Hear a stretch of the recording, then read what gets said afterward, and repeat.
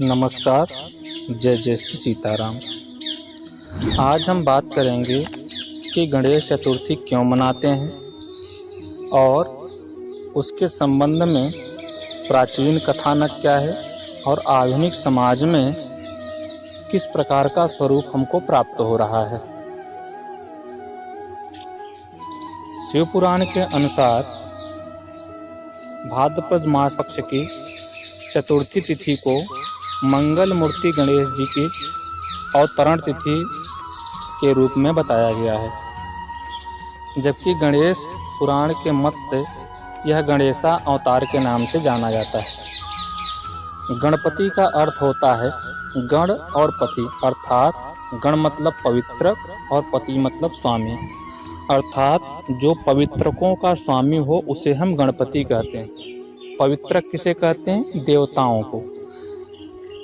तो देवताओं को सिर्फ भोगने का अधिकार है, उनके ऊपर किसी अन्य विषय वस्तुओं का प्रभाव नहीं पड़ता है, इसलिए सदैव वे सकारात्मक ऊर्जा के साथ रहते हैं, इसलिए उन्हें पवित्रक माना जाता है। और उन सभी के अध्यक्ष होने के कारण गणेश जी को पवित्रकों का अध्यक्ष या स्वामी माना जाता है। आइए हम पहले कथानक के बारे में जान लेते हैं, उसके पश्चात गणेश जी की पूजा कैसे करनी चाहिए, आधुनिक समय में किस प्रकार का परिवेश है, इसके बारे में भी जानेंगे। पूरा वीडियो जरूर देखिएगा। तो शिव पुराण के अंतर्गत रुद्र संहिता के चतुर्थ कुमार खंड में यह वर्णन आता है कि एक बार माता पार्वती जी जब स्नान करने जाती हैं तो उससे पूर्व अपने शरीर के मैल से एक बालक को उत्पन्न करके अपना द्वारपाल बना देती हैं और उसको यह आदेश देती हैं कि कोई अंदर प्रवेश न करने पाए।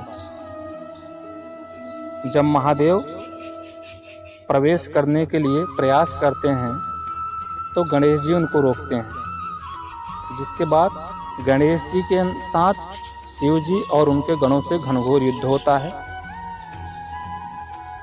युद्ध का परिणाम न निकलने की स्थिति में भगवान शिव अत्यंत क्रोधित होते हैं और वे गणेश जी का सिर धड़ से अलग कर देते हैं। इस बात का जब पता माता पार्वती जी को लगता है तो माता जी अत्यंत दुखी भी होती हैं और अत्यंत क्रोधित भी होती हैं, और क्रोध में आकर उन्होंने संपूर्ण सृष्टि में प्रलय लाने का निश्चय किया। तब देवर्षि नारद जी के सलाह से सभी देवतागण आकर जगदम्बा की स्तुति करते हैं, प्रार्थना करते हैं। तब माता जी का क्रोध शांत होता है। उसी समय भगवान भोलेनाथ जी की प्रेरणा से भगवान विष्णु जी उत्तर दिशा की ओर जाते हैं और सबसे पहले प्राप्त जीवित प्राणी के रूप में हाथी के बच्चे का सिर लाकर शिव जी के द्वारा गणेश जी के धड़ पे रखकर पुनर्जीवित किया जाता है। किसी किसी कथानक में ऐसा प्राप्त होता है कि शिव जी अपने गणों को निर्देश करते हैं कि आप पृथ्वी लोक पे जाइए और देखिए कि जो जीव अपने बच्चे से विमुख होकर अर्थात उसकी तरफ पीठ करके सो रहा है उसके बच्चे का सिर लाइए। तो उनके गण जब जाते हैं तो हाथी अपने छोटे बच्चे से विमुख होकर अर्थात उसकी तरफ पीठ करके सो रहा था, जिसलिए उनके गणों ने हाथी के बच्चे का सिर लाकर भगवान भोलेनाथ जी को दिया और भगवान भोलेनाथ जी ने हाथी के बच्चे के सिर को गणेश जी के धड़ के साथ जोड़ दिया और जिससे गणेश जी पुनर्जीवित हो जाते हैं। इस घटना के बाद माता जी अत्यंत प्रसन्न होती हैं और जगदम्बा अपने पुत्र को हृदय से लगाकर उसे बहुत सारा आशीर्वाद देती हैं और कहती हैं कि हे गणेश, आज से आप देवताओं में सबसे अग्रणी पूज्य माने जाओगे। यहाँ तक कि उन्होंने ब्रह्मा विष्णु महेश से भी गणों के अध्यक्ष के रूप में आशीर्वाद देने के लिए, वरदान देने के लिए प्रेरित किया। तब भगवान शंकर ने कहा कि हे गणेश गिरिजानंदन, आज से सभी विघ्नों को नाश करने वाला होगा तथा सभी पूज्य देवताओं में और साथ ही साथ मेरे गणों में अध्यक्ष होगा। तभी से गणाध्यक्ष के रूप में भगवान गणेश जी की पूजा की जाती है। इसके अलावा एक और कथानक प्राप्त होता है कि एक बार महादेव जी स्नान करने के लिए भोगावती गए हुए थे। उनके जाने के पश्चात माता पार्वती जी ने अपने शरीर के मैल से एक पुतले का निर्माण किया है तथा उसे अपने द्वार पे द्वारपाल बनाकर खड़ा कर दिया है और उनको बताया है कि हे पुत्र, बिना मेरे अनुमति के कोई घर के अंदर प्रवेश न करे जब तक कि मैं स्नान कर रही हूँ। उसी समय भगवान भोलेनाथ जी स्नान करके घर में आए तो बालक ने उन्हें द्वार पर रोक दिया। इससे क्रुद्ध होकर भगवान भोलेनाथ जी ने उस बालक का सिर धड़ से अलग कर दिया और क्रुद्ध अवस्था में ही घर में प्रवेश कर गए। जब जगदम्बा ने भगवान भोलेनाथ जी के मुख पर क्रोध देखा तो उन्होंने यह समझा कि भगवान भोलेनाथ जी इसलिए क्रोधित हो रहे हैं कि स्नान आदि करके आ गए हैं, अभी भोजन की व्यवस्था मैंने नहीं की। तभी माता जी ने तुरंत ही 2 थालों में भोजन की व्यवस्था करके रखा। 2 थालों में भोजन देखकर भगवान भोलेनाथ जी आश्चर्यचकित होकर पूछे कि यह दूसरा थाल किसके लिए है। तो माता जी ने कहा, यह मेरे पुत्र गणेश के लिए है। तो उन्होंने कहा, पुत्र गणेश ये कौन? तो उन्होंने बताया कि जो द्वार पे मैंने अपने पुत्र को द्वारपाल के रूप में खड़ा कर रखा है उसके लिए है। तो भगवान भोलेनाथ जी ने कहा कि उन्होंने तो मेरा मार्ग अवरुद्ध किया था, इसलिए मैंने उनके सिर को धड़ से अलग कर दिया। यह सुनकर माता विलाप करने लगी। फिर माता जी को प्रसन्न करने के लिए भगवान भोलेनाथ जी ने हाथी के बच्चे के सिर को काटकर और गणेश जी के धड़ के साथ जोड़कर उन्हें पुनर्जीवित किया, जिससे माता जी अत्यंत हर्षित हुई और समय सुखपूर्वक भोलेनाथ जी के साथ अपने परिवार के साथ व्यतीत होने लगा। तो इस तरह की कथानक पुराणों से प्राप्त होती है। आधुनिक समाज में सन 1893 में बाल गंगाधर तिलक द्वारा महाराष्ट्र में इस त्यौहार को धूमधाम से मनाने प्रारंभ किया गया। इसके पीछे जो मुख्य कारण था अंग्रेजों के शासन से आज़ादी, क्योंकि उस समय ब्रिटिश काल था भारत में और ब्रिटिश सरकार ने भारत में लोगों को जलसा करने के लिए, एक साथ एकत्रित होने के लिए पाबंदित किया हुआ था। इसीलिए लोगों में स्वतंत्रता की भावना को जागृत करने के लिए, जन समूह में एकता को जागृत करने के लिए बाल गंगाधर तिलक ने गणेश उत्सव को मनाने का विचार किया और तभी से महाराष्ट्र में इस त्यौहार को बड़े धूमधाम से मनाया जाता है।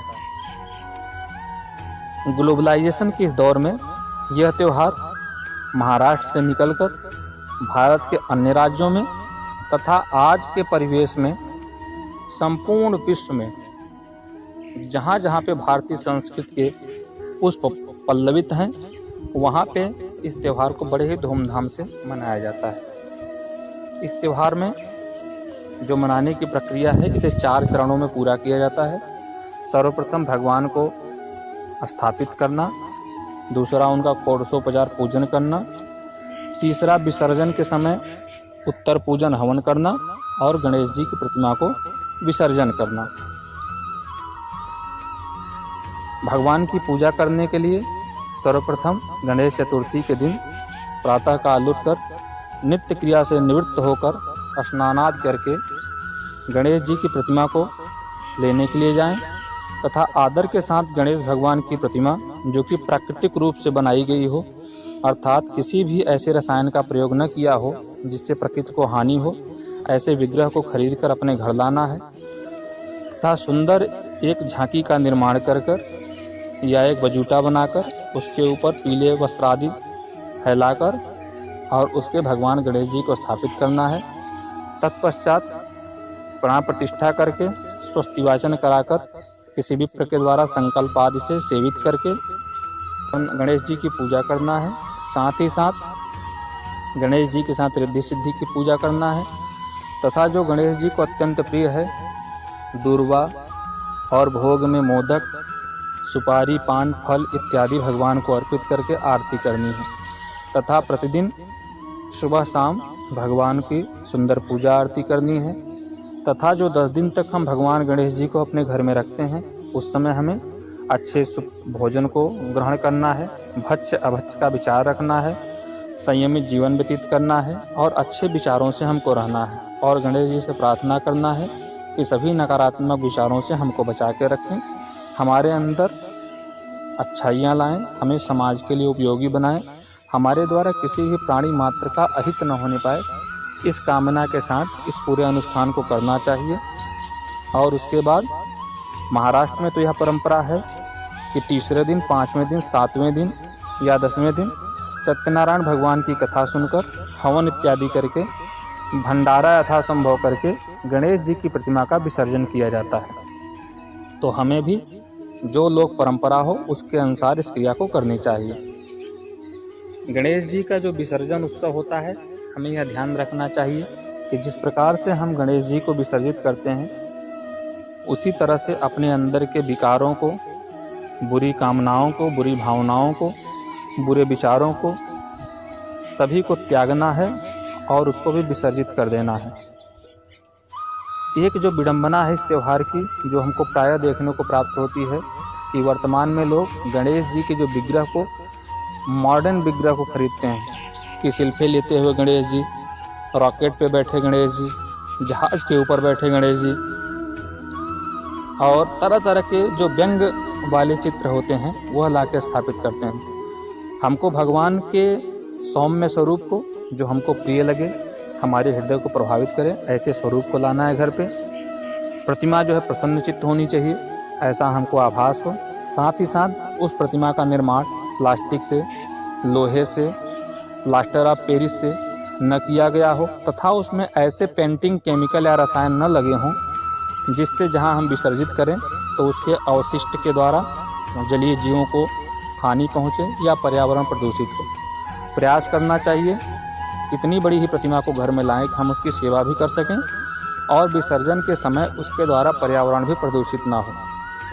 हम जहां से इस प्रतिमा को लें, प्रयास करें कि स्थानीय कलाकारों के द्वारा जो हमारे राष्ट्र में निर्मित किया गया हो, हमारे राष्ट्र की मिट्टी से निर्मित किया गया हो, हमारे राष्ट्र के जो रंग हैं जो कि पेड़ पौधे से बनाए जाते हैं, ऐसे रंगों का उसमें उपयोग किया गया हो भगवान के विग्रह को सजाने के लिए, ताकि हम भगवान के उत्सव को मनाने के पश्चात उससे अपने पर्यावरण को भी बचाएं। लेकिन हम देखते हैं समुद्र के किनारे, नदियों के किनारे, तालाबों के किनारे गणेश जी की जो प्रतिमाएं हैं सालों साल पड़ी रहती हैं, जो कि प्लास्टर ऑफ पेरिस या प्लास्टिक से बनी होती हैं। पूरी दुनिया में इसका मजाक बनाया जाता है। तो हमारी संस्कृति लोगों को ज्ञान देने वाली है, रास्ता दिखाने वाली है, मजाक उड़ाने वाली नहीं। तो हमें मिट्टी के ही प्रतिमा को स्थापित करना है या प्रयास करना है, इस बात को स्मरण रखिएगा। दूसरी बात, भगवान गणेश जी की प्रतिमा को लोग ले जाके गंदे नाले में प्रवाहित कर देते हैं, जिसमें मल मूत्र इत्यादि अवशिष्ट पूरे शहर का बहता है। तो प्रयास करना है कि इतनी छोटी प्रतिमा लाएं। आपको अगर कहीं जल नहीं मिलता है तो घर में किसी टब के अंदर भगवान जी को विसर्जित करके पौधों की जड़ों में उस जल को आप डाल सकते हैं। यह सबसे उत्तम रहेगा, इसमें दोष नहीं लगेगा।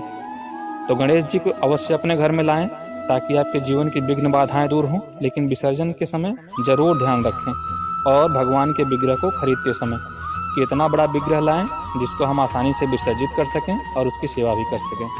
आप सभी को गणेश चतुर्थी की हार्दिक शुभकामना। आप सभी के जीवन में विघ्नहर्ता गणेश जी के द्वारा कृपा बनी रहे, आपके सभी बाधाओं को दूर करते रहें विघ्नहर्ता। जाते जाते आप सभी से निवेदन है कि आप भी जो मेरे चैनल में रुकावट बनी हुई है उसके विघ्न को दूर कीजिए और हाँ प्लीज़ सब्सक्राइब कर लीजिए ताकि जो मेरे चैनल में बाधा बनी हुई है सब्सक्रिप्शन की वो दूर हो जाए और आप सबके पास मैं ऐसे विचारों को, ऐसी कहानियों को पहुंचाता रहूं। पूरी वीडियो को सुनने के लिए धन्यवाद। नमस्कार। जय जय श्री सीताराम।